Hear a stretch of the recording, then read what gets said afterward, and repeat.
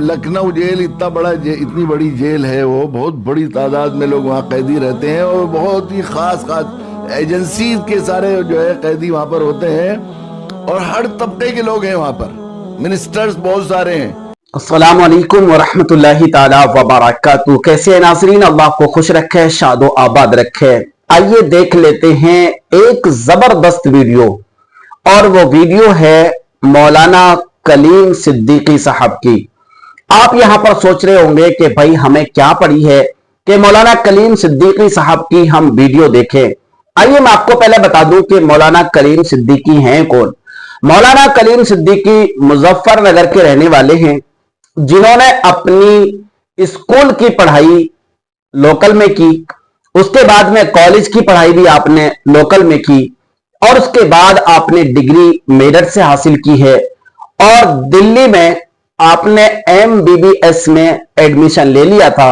लेकिन उसके बाद कहते नहीं है कि जब दिल को लगती है तो आपके दिल को लगी, और आपने पूरा अपना सिस्टम बदल लिया, पूरा रुख बदल लिया। और न्यूज चैनल वाले बताते हैं कि MBBS की पढ़ाई छोड़ने के बाद में बन गया मौलाना। और जो बच्चा MBBS की पढ़ाई छोड़ा और छोड़ने के बाद वो कौन बना, वो बना मौलाना कलीम सिद्दीकी। मौलाना कलीम सिद्दीकी पर बहुत सारी FIR हुई हैं, जिनमें से आपको अरेस्ट भी किया है और आपको 18 महीने जेल में भी रहना पड़ा है। और अभी 11 सितंबर को आपको उम्र कैद की सजा हुई है, और आपके साथ में और भी 12 लोग हैं जिनको उम्र कैद की सजा हुई है, और आपके साथ में और 4 लोग हैं जिनको 10 साल की सजा सुनाई गई है। ये है मौलाना कलीम सिद्दीकी। क्या जुर्म किया है, किस बात पर इनको उम्र कैद की सजा सुनाई गई है, तो आइए समझ लेते हैं कि इनको किस बात की सजा मिली है और इन्होंने कौन सा जुर्म किया है। तो इनके ऊपर जो इल्जामात हैं वो हैं धर्म परिवर्तन के, यानी ये दूसरे धर्मों के लोगों को उनका धर्म बदलवाकर मजहब इस्लाम में दाखिल किया करते थे, और ये इन पर बहुत सारे इल्जाम लगाए गए हैं, और जिसकी वजह से इनको 16 या तकरीबन 18 महीने जेल में रहना पड़ा और आपको उम्र कैद की सजा सुना दी गई है।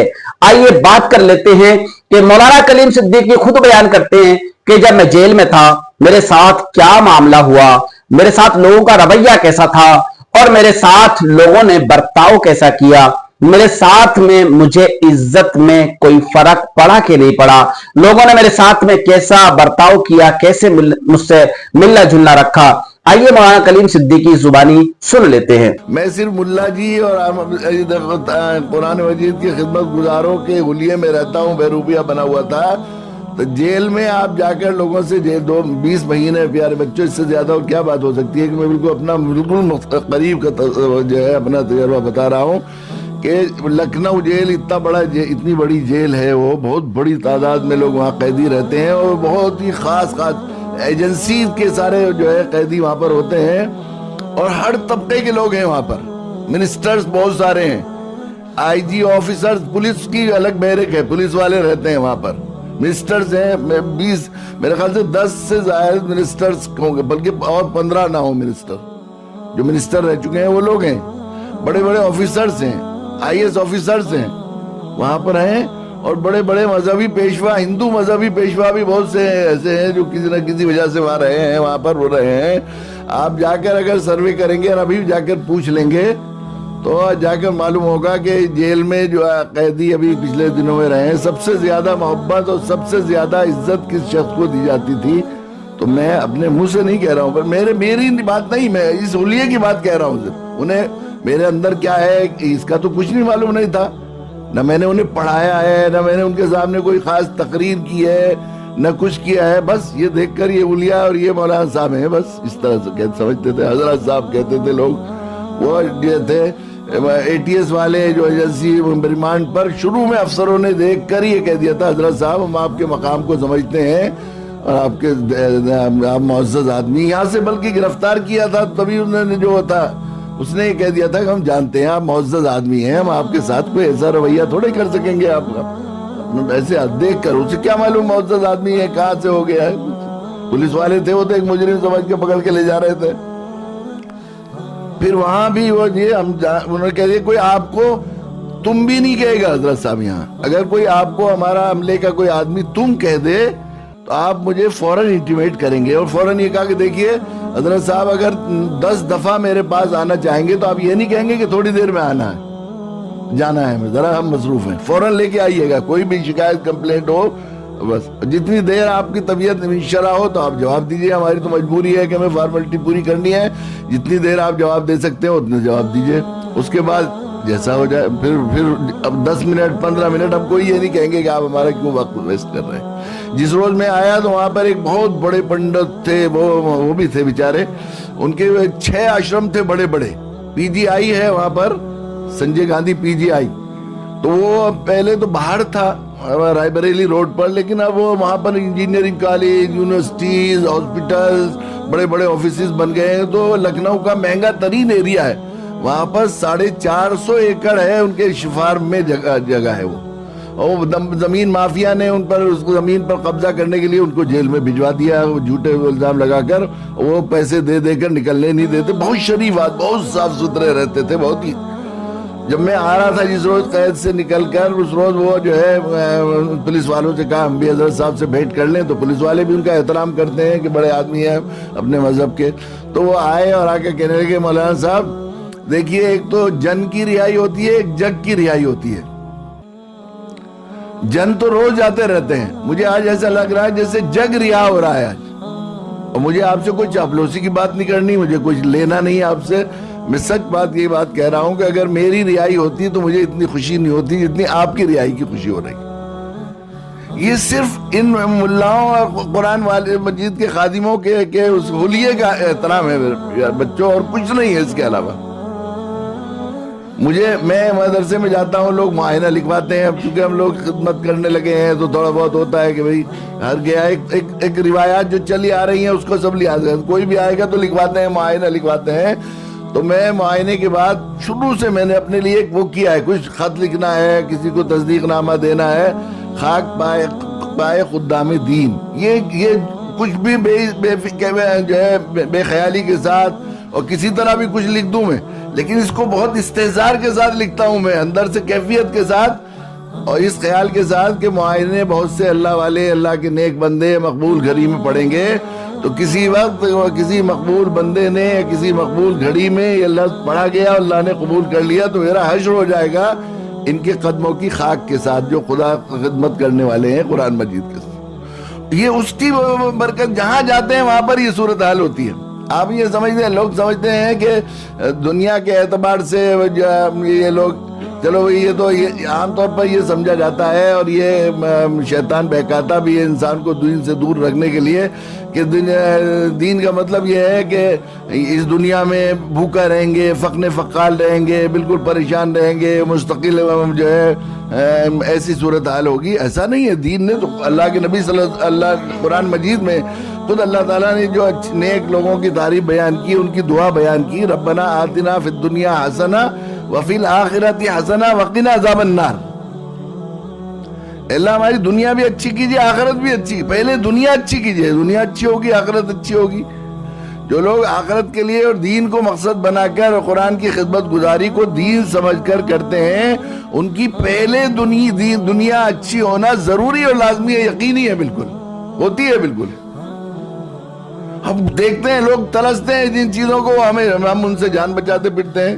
وہ بقول کسی ہمارے کرم فرماتے مولانا قاری امیر اللہ صاحب کہ دنیا کے لوگوں کو اس کی فکر رہتی ہے کہ کہاں سے کھائیں گے، اور ہم ملاؤں کو اور دین کے قرآن کی خدمت گزاروں کو یہ فکر ہوتی ہے کہ کہاں کہاں کھائیں گے، کہاں کہاں چھوڑیں گے، کس سے معذرت کریں گے، یہی رہتا ہے روز ناشتے اس کا ہوتا ہے۔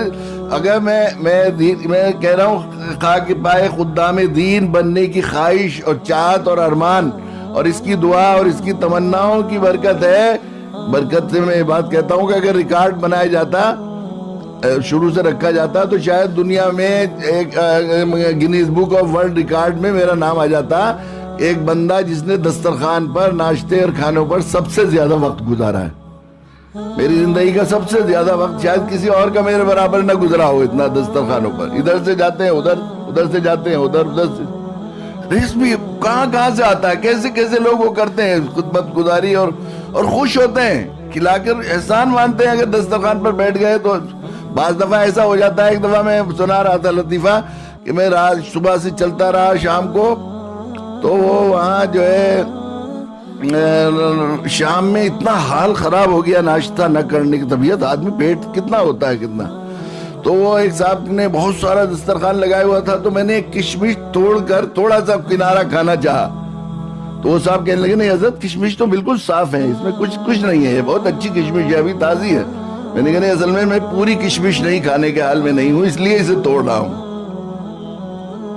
یہ صرف قرآن کی خدمت گزاروں کے قدموں میں رہنے کی حضرت کی برکت. تو خود جو قرآن کا کام کرنے والے ہوں گے، خدمت کرنے والے ہوں، کیسے ہوں گے؟ ایک مرتبہ ہم وہاں ایک کورے گاؤں ایک قصبہ ہے، وہاں عشاء کی نماز کے بعد ہمارے وہاں سے جو ہے عشاء کی نماز کے بعد پروگرام، مغرب کے بعد پروگرام تھا. عشاء کے بعد ہمیں مالیگاؤں جانا تھا 3 روز کے لیے. یہ طے ہو گیا تھا کہ ہم لینے آ جائیں گے، مالیگاؤں والوں نے کہا تھا کہ ہم لینے بھیج دیں گے. تو نماز کے بعد پہنچے تو ایک بالکل ایک پجیرو گاڑی کھڑی ہوئی تھی، ایک لینڈ کروزر کھڑی ہوئی تھی، دونوں گاڑیاں کھڑی ہوئی تھی. وہ کہنے لگے اس میں چلیے، دوسرے کہنے لگے نہیں ہمیں لے جانا ہے. ان میں آپس میں بڑا اختلاف ہونے لگا. میں نے کہا امیر کسی کو بنا کے بھیجا ہے وہاں کے لوگوں نے؟ میں نے کہا نہیں حضرت امیر تو کسی کو نہیں بنایا. وہ ماننے کو تیار نہیں تھے کوئی بھی. تو میں نے حافظ مبشر ہمارے ساتھی تھے، میں نے کہا ہم لڑائی کے، آپ کو معلوم ہی ہے حافظ مبشر لڑائی سے ہم بزدل آدمی ہیں، لڑنے لڑانے کے قاعدے نہیں ہیں، نہ ہم اس سے ڈرتے ہیں. تو بہت دنوں سے مفتی روشن صاحب کے یہاں نہیں گئے، ایک ٹیکسی کرو، ہم مالیگاؤں جاتے ہی نہیں، ہم تو سنوری چلتے ہیں وہاں، چلو یہاں سے وہاں سے. تو انہیں خیال ہوا کہ بھئی وہ ذرا ہو گئے، کہنے کا حضرت جس میں چاہے بیٹھ جائیے. میں نے کہا کتنی دور ہے مالیگاؤں؟ انہوں نے کہا 110 کلومیٹر ہے. تو 55 کلومیٹر کہاں بیٹھتا ہے کہ فلاں دریا کا پل ہے، صحیح 55 کلومیٹر. میں نے کہا 55 کلومیٹر ایک میں بیٹھ جائے اور 55 کلومیٹر ایک میں، کہ ہاں جی ہاں، وہ خوش ہو گئے، چلو دونوں میں ہو جائے گا. تو اب یہ ہوا کہ مالیگاؤں کون لے جائے گا؟ اصل تو اس کا اعزاز ہوگا جو مالیگاؤں لے جائے گا. تو میں نے کہا اس کے لیے قرآن ڈالنے، تو قرآن ڈال لیا.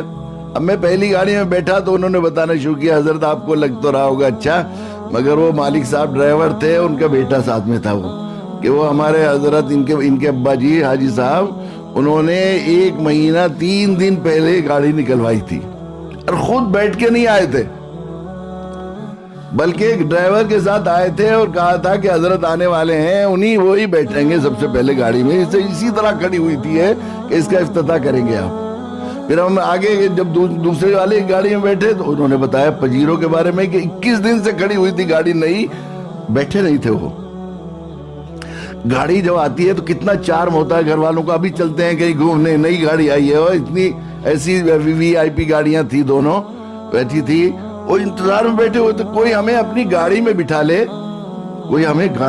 لے، تو ہم اس کا احسان مانتے ہیں. عام طور پر لوگوں کا، زیادہ تر میکسیمم یہ دنیا کام کرنے والے اچھے لوگوں کا، خاصے لوگ، درمیانی درجے کے لوگ، کوئی گاڑی میں اپنی بٹھا لے تو احسان سمجھتے ہیں. اور یہ قرآن کے خدمت گزاروں کی خاک میں بننے کی خواہش کرنے والے کے ساتھ اللہ کے یہاں یہ اعزاز کہ لوگ 1 مہینہ 3 دن اور 21 دن تک نئی گاڑی کھڑی رکھیں کہ وہ سب سے پہلے وہ بیٹھیں گے. بلکہ لطیفہ یہاں تک بھی ہوا کہ ایک مولانا نے ایک گھر بنایا تھا، اسی میں ہمارا قیام تھا. تو جاتے بڑی دلچسپ ہے لطیفہ ہے کہ وہ مولانا کہنے لگے کہ حضرت، وہ سب لوگ کہنے لگے حضرت ضرورت سے فارغ ہو لیجیے. میں نے کہا مجھے ضرورت نہیں، کہ نہیں حضرت ہو لیجیے فارغ. تو میں نے سوچا کہ کیوں اتنا فارغ ہونے کا کہہ رہے کہ یہ مکان بنا ہے تو اس کے ٹوائلٹ کا بھی افتتاح نہیں ہوا ابھی.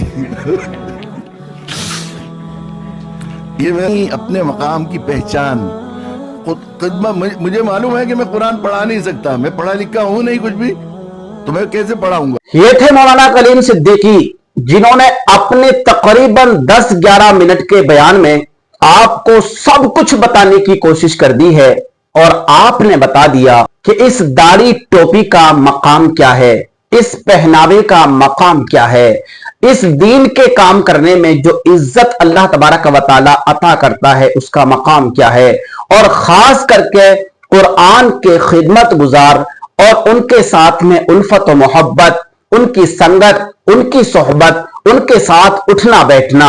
आप बार बार एक ही जुमला बयान फरमाते हैं कि कुरान के खिदमत गुजार, और क्यों ना बयान फरमाएं। मेरे आका ने 1400 साल पहले इरशाद फरमा दिया, खैरुकुम मा तअल्लमल कुराना व अल्लमा, तुम में बेहतरीन शख्स वो है जो कुरान को सीखे और दूसरों को सिखाए। यही मकसद है मौलाना कलीम सिद्दीकी साहब का, जो अपने अच्छे अंदाज में, देखिए इस बंदे को बिल्कुल 10 साल नहीं, 18 महीने नहीं, इनको उम्र कैद की सजा हो चुकी है, लेकिन बंदे के चेहरे पर जरा सा शिकन नहीं है। पता है क्यों? इसलिए कि जब अल्लाह तबारक व तआला की राह में कोई अपने आप को झोंक देता है ना, और जब अल्लाह और उसके रसूल को अपने दिल में बसा लेता है, तो फिर ये मौत, ये जिंदगी के सदमे, ये बेइज्जती के तमगे उसका कुछ नहीं बिगाड़ सकते।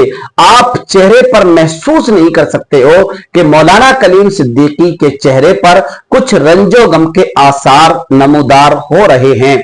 आप बिल्कुल बेफिक्र वाले अंदाज में बयान कर रहे हैं, जबकि 18 महीने जेल काट करके आ चुके हैं और आपको उम्र कैद सुनाई जा चुकी है। तो दोस्तों, मेरा यहां पर हिंदू मुस्लिम या शिया सुन्नी या देवंदी वहाबी या बरेलवी मेरा करने का मकसद नहीं है। देखिए, आज के माशरे में अगर मैं आपको बताऊं, चाहे वो सुन्नी हो, अहले सुन्नत वल जमात का शेर हो, मौलाना मुफ्ती सलमान अजहरी साहब, या फिर किसी दूसरी तहरीक के कोई पेशवा हो, कोई रहनुमा हो, जैसे कि मौलाना कलीम सिद्दीकी या मौलाना साद वगैरह, इस तरह से मामलात ये अपने हिंदुस्तान में देखने को मिलते हैं। तो हम एक दूसरे को देख करके मजाक ना बनाएं, हम जो कमियां हैं उनको दूर करने की कोशिश करें और मिलजुल कर इस देश में हम ताउन करें, तो हो सकता है कि अल्लाह तबारक व तआला हमारे देश हिंदुस्तान को और भी ज्यादा खूबसूरत बनाएगा। तो शायद मेरी वीडियो आपको समझ में आई होगी, तो जरूर वीडियो को लाइक करिएगा, शेयर कर दीजिएगा। अल्लाह हाफिज।